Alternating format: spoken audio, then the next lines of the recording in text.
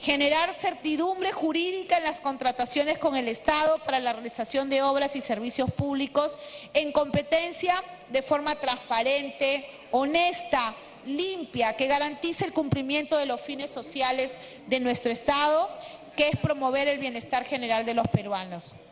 Las modificaciones e innovaciones más importantes de este dictamen son: número 1, se precisa que el decreto de urgencia se aplica cuando los delitos contra la administración pública o lavado de activos o delitos equivalentes han sido cometidos por los condenados en agravios del Estado peruano.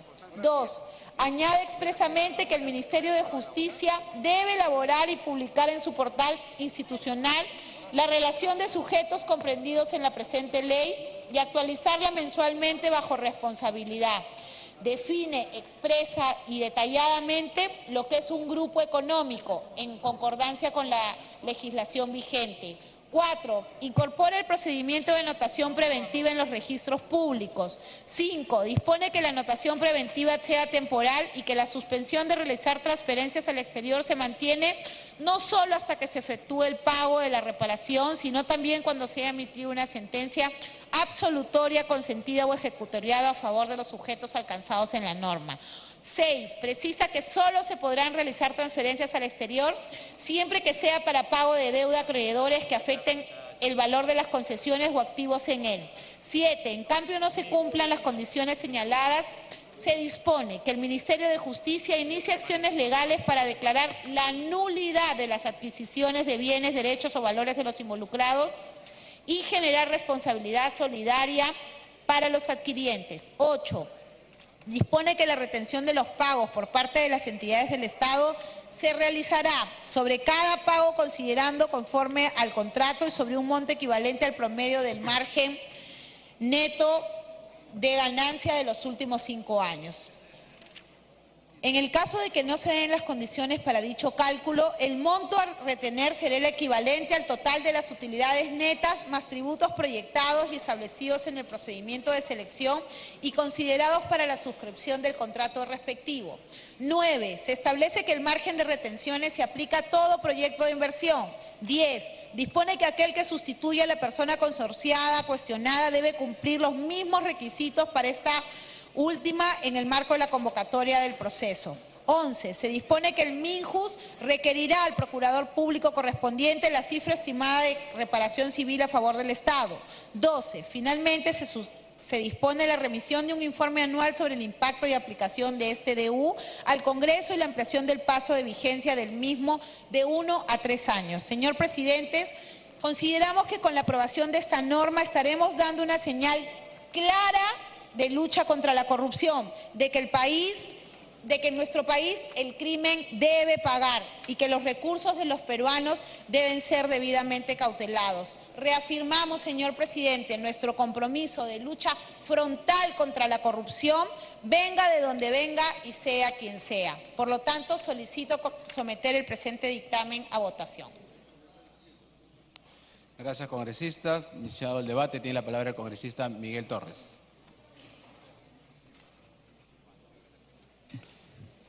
Muchas gracias, presidente. Perdón, congresista Torres. Falta el presidente de la Comisión de Fiscalización. Perdón. Me había quedado con la idea de que era solo una comisión. Congresista Reate, disculpe, como presidente de la Comisión de Fiscalización por 10 minutos.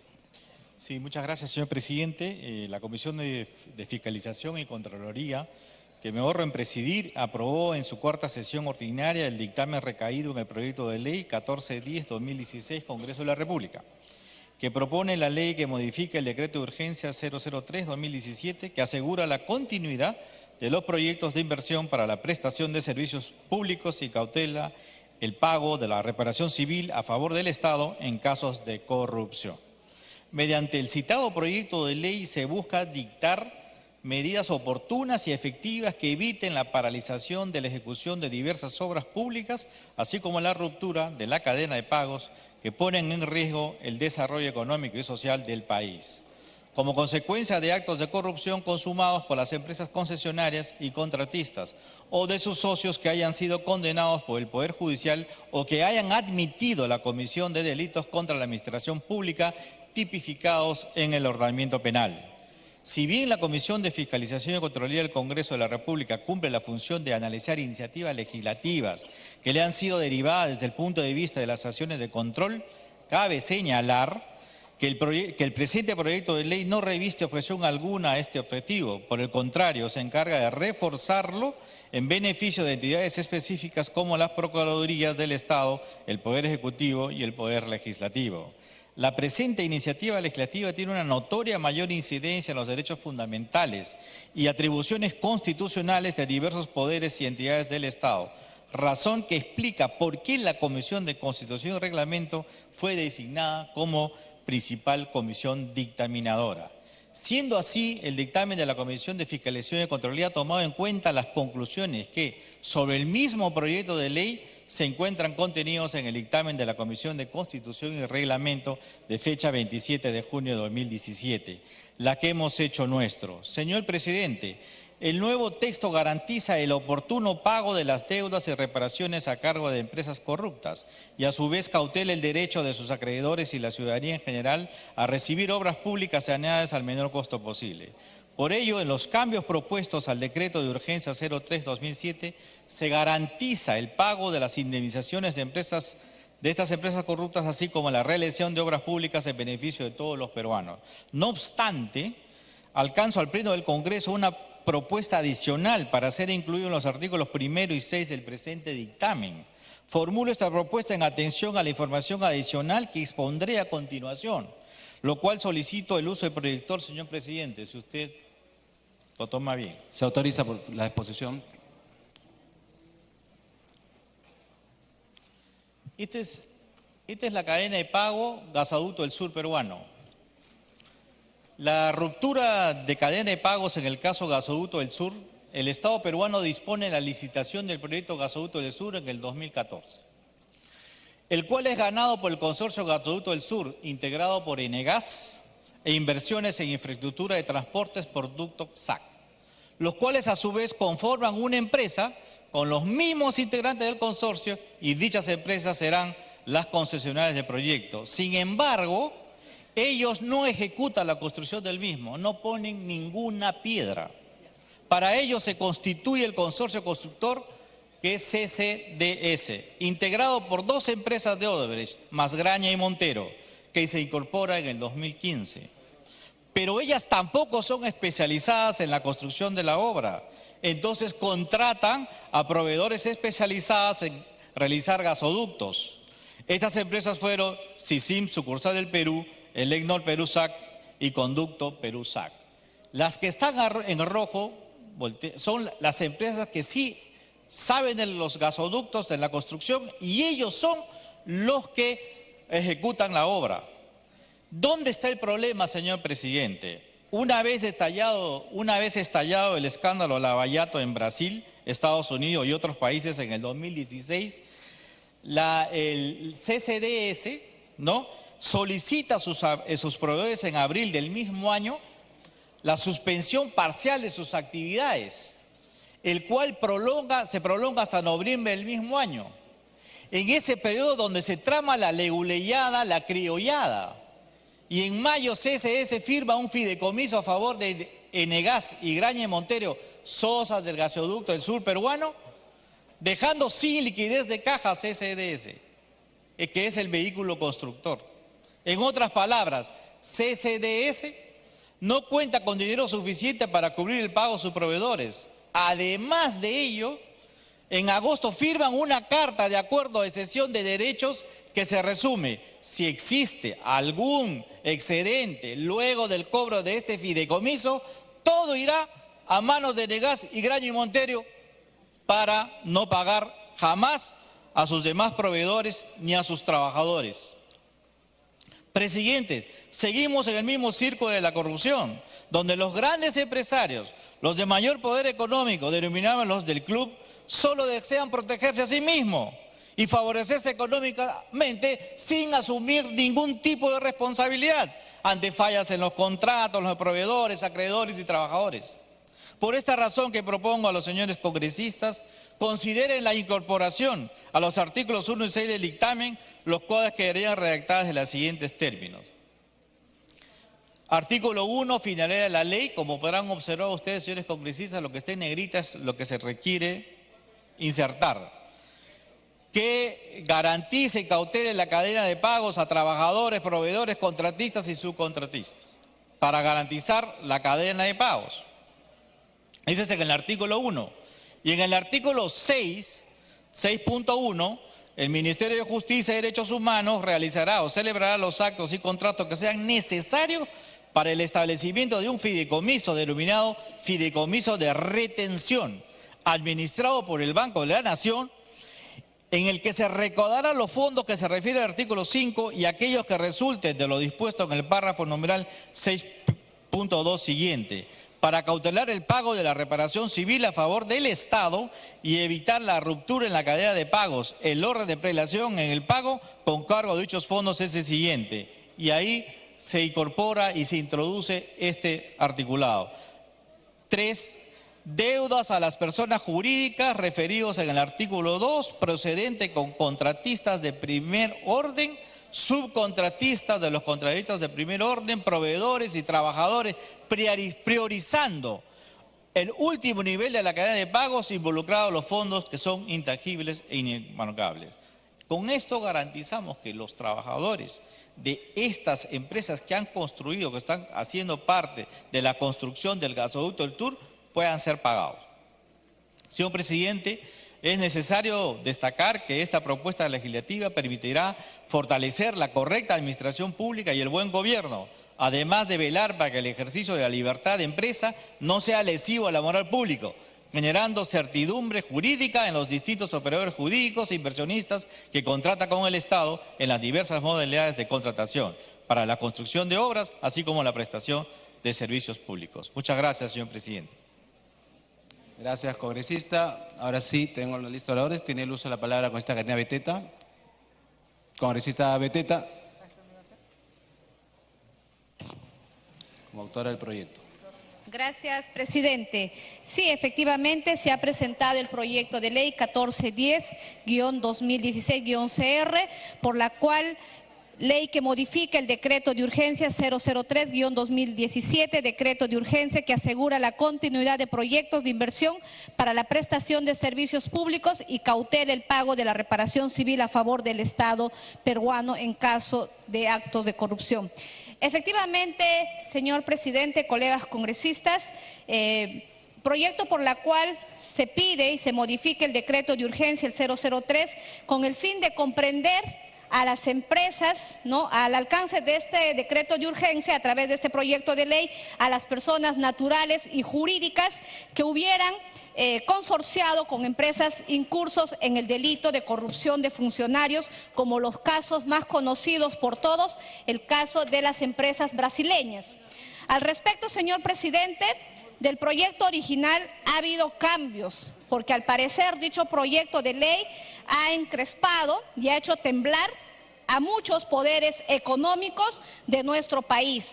Todos hemos sido testigos de que ahí salieron supuestos constitucionalistas, estudios jurídicos que en alguna oportunidad también brindaron asesorías a estas empresas, que decíamos que con el proyecto de ley inicial planteado que se estaba vulnerando la presunción de inocencia.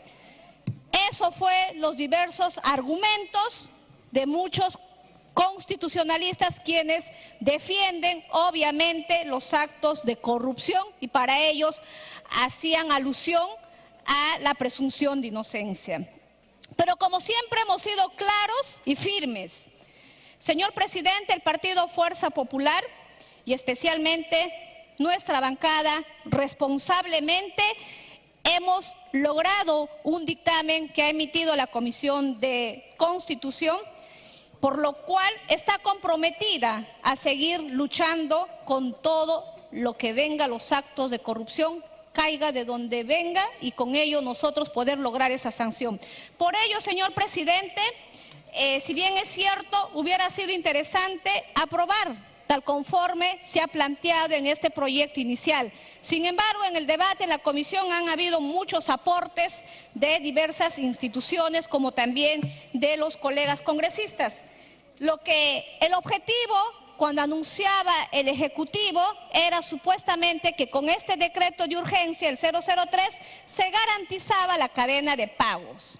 Sin embargo, en la realidad, a través, como ya también lo ha señalado el presidente de la Comisión de Fiscalización, sí, pues Pepe el Vivo, ¿no? Entre ellos mismos se asocian y buscan de cómo seguir en esta misma línea de actos de corrupción en perjuicio de los acreedores, de aquellas empresas pequeñas que posiblemente hayan brindado los servicios, ya sea de transporte, ya sea en bienes, pero a ellos no se les está cumpliendo con el pago efectivo que supuestamente este decreto de urgencia garantizaba.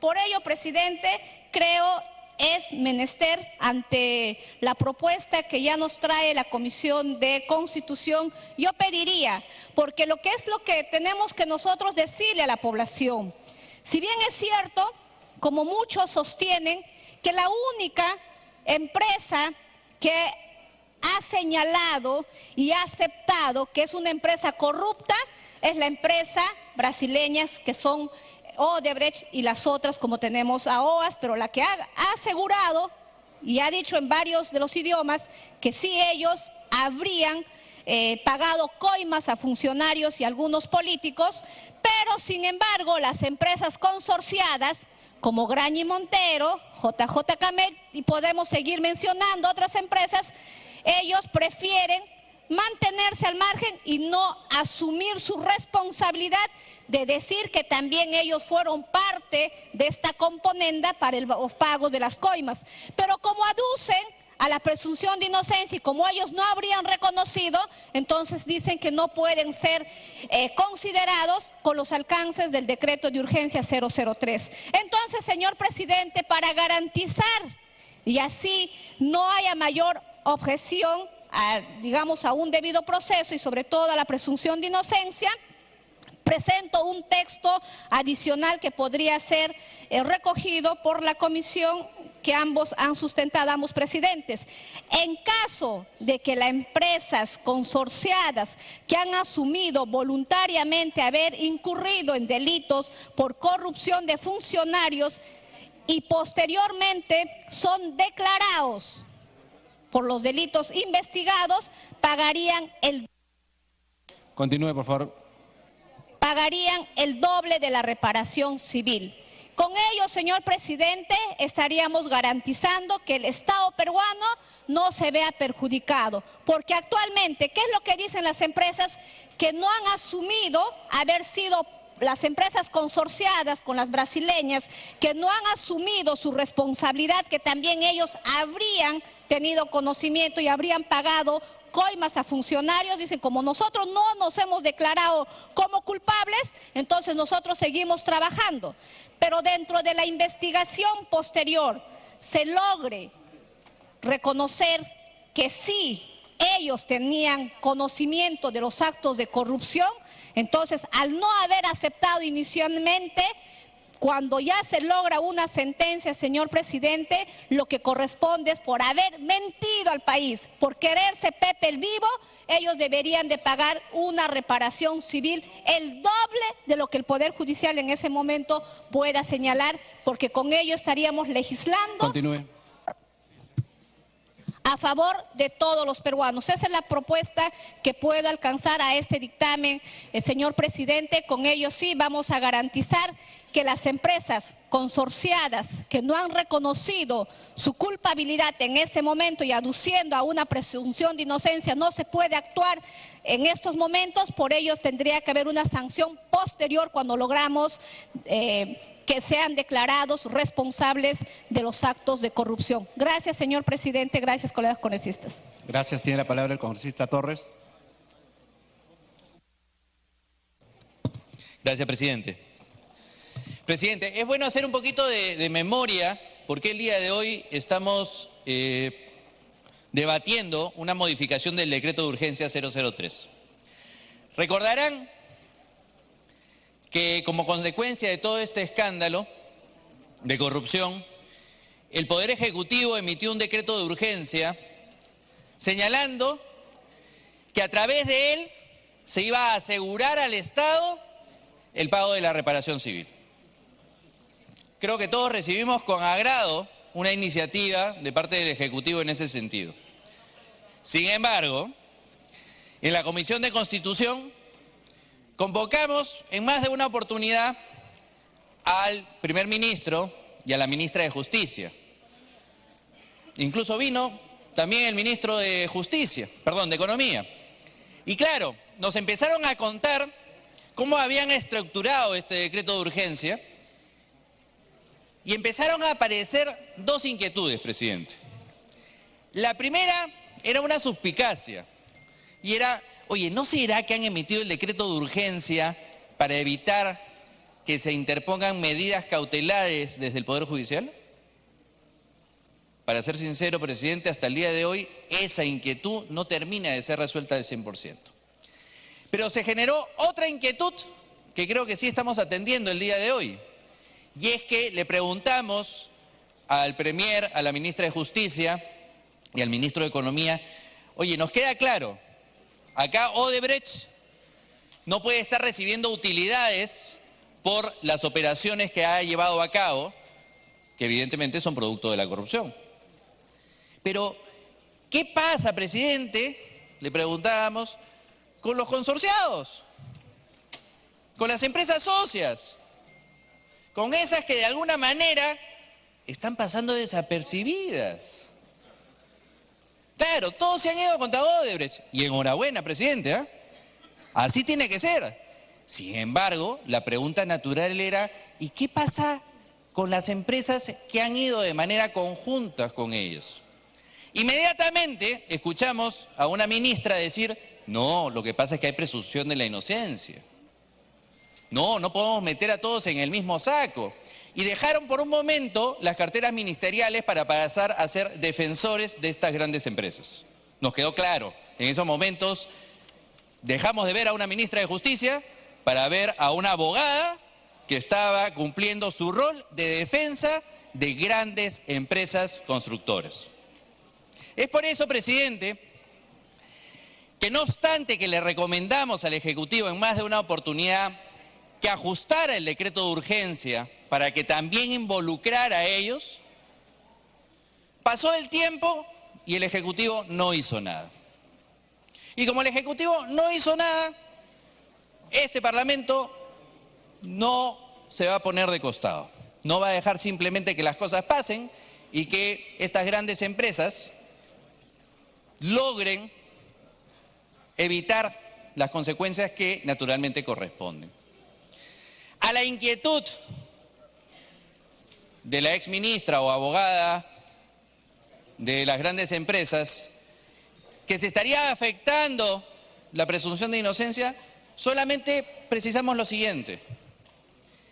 El dictamen de la Comisión de Constitución está señalando que no solamente Odebrecht, sino las empresas asociadas, consorciadas, también tienen que verse retenidos en sus utilidades, por una razón muy sencilla.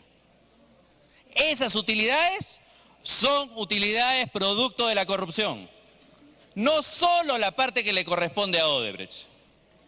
Esas utilidades están manchadas y esas utilidades, por más que las reciba una empresa que señala no conocía nada al respecto, no es un dinero bien habido.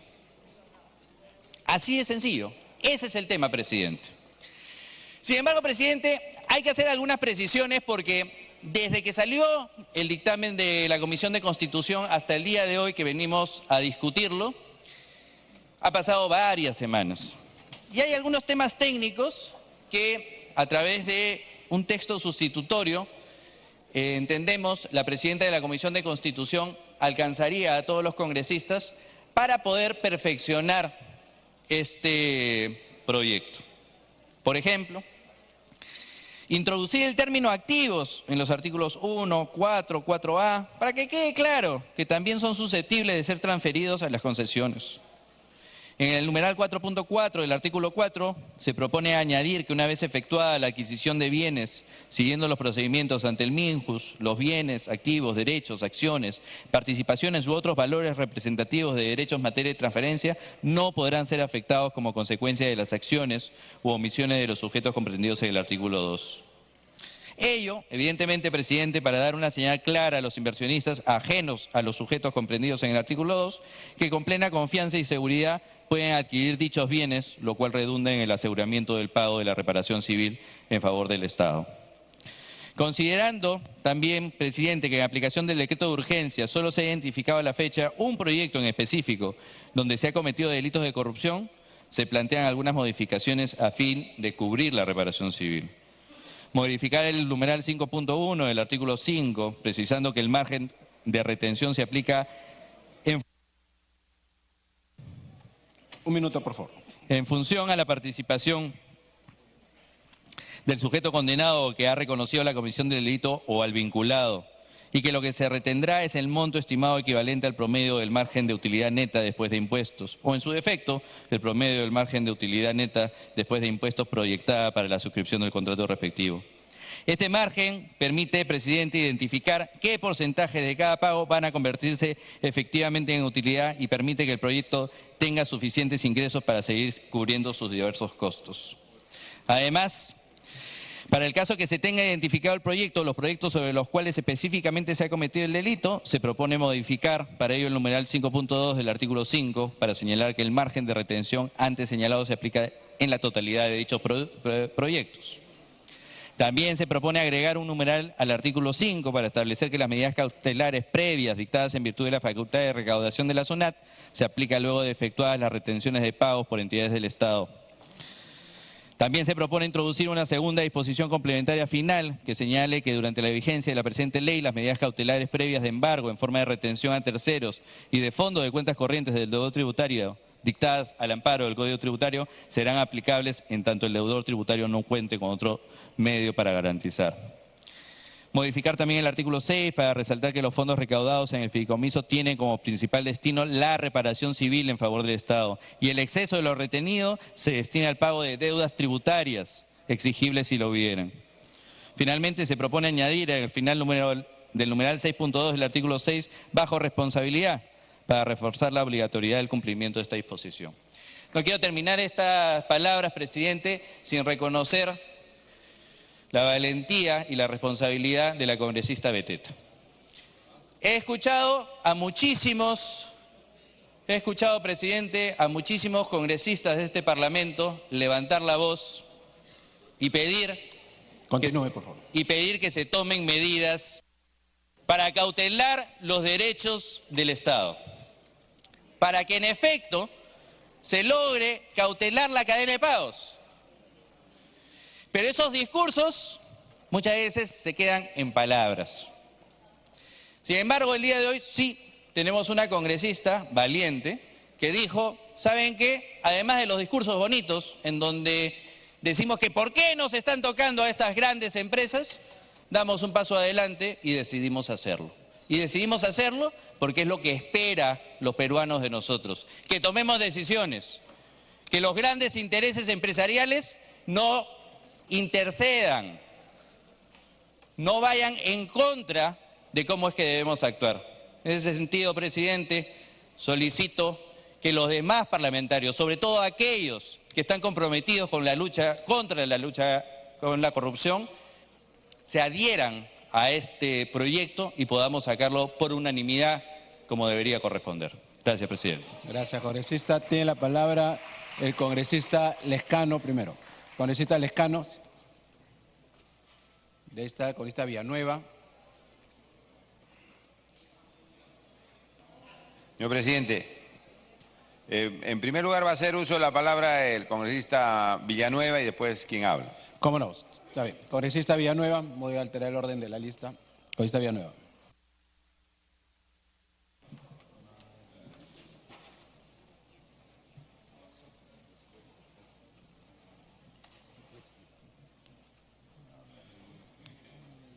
Audio para el congresista Armando Villanueva, por favor.